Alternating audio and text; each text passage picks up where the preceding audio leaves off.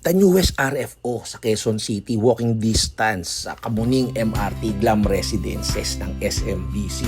So ngayon, pasukin natin yung loob niya. Gaano kaganda ba to? Dami nagsasabi maganda kaya pinuntahan ko. Oops! Ayun, bungad pa lang. Eleganteng lobby na. Napakagandang interior. Nakita ko yung mga kasama ko pumunta rito. Gusto kong aktual na puntahan. Eto na po, pinuntahan ko na. At talagang ako'y namangha sa ganda ng lobby. Glamorous, pangalan pa lang, Glam Residences.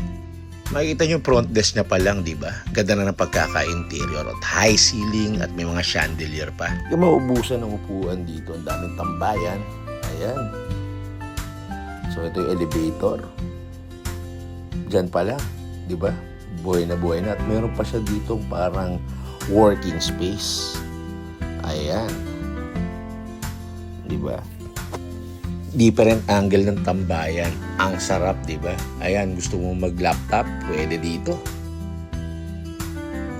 At sigurado pag may bisita ka dito, mag-i-inquire sa'yo at baka mapabili mo pa.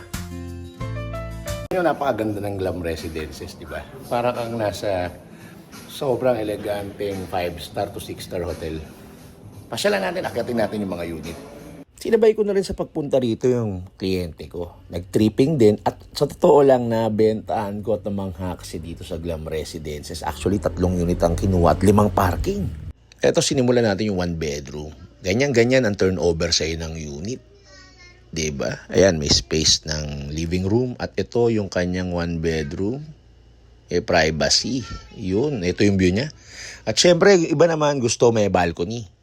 Marami pa rin pagpipilian dito. Diba? So, same ng itsura ng layout. Pinagkaiba lang dito, meron siyang balcony.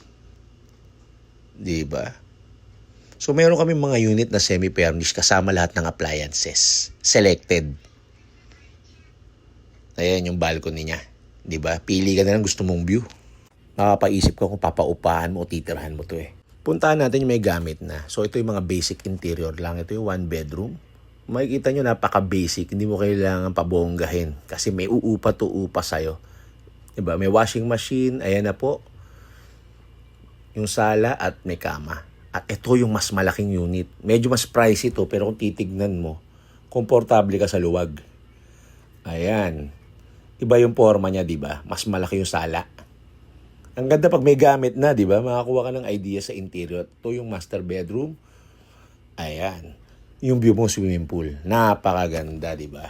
Hindi pa talaga totally tapos to. Ang dami pang aayusin. Mamaya papakita ko yung walkthrough. So, ito yung may 44 floors. So, puntahan natin yung baba.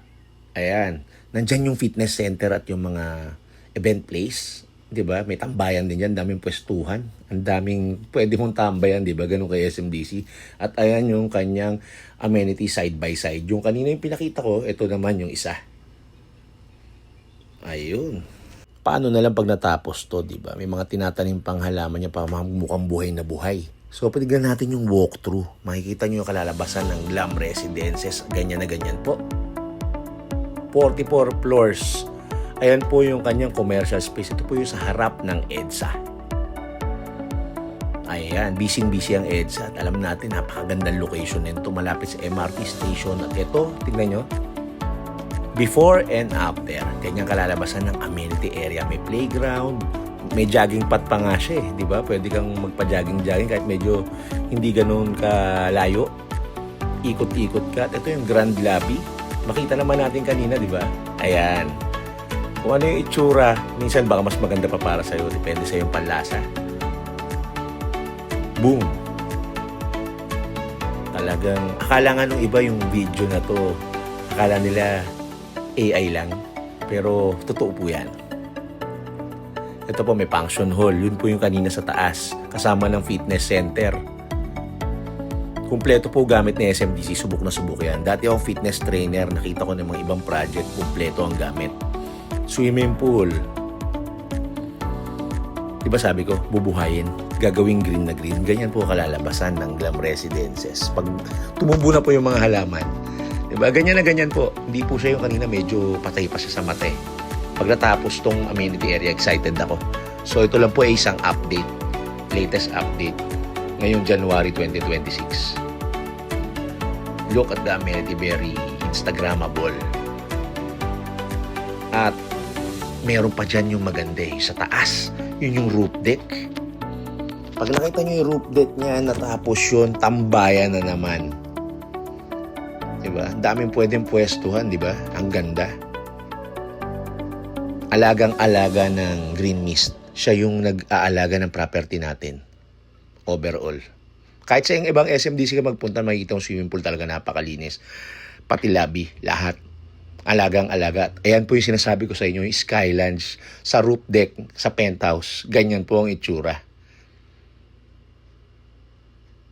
Diba? Mapapawaw ka. Kaya kung interesado ka dito sa Glam Residences, meron kaming no down payment.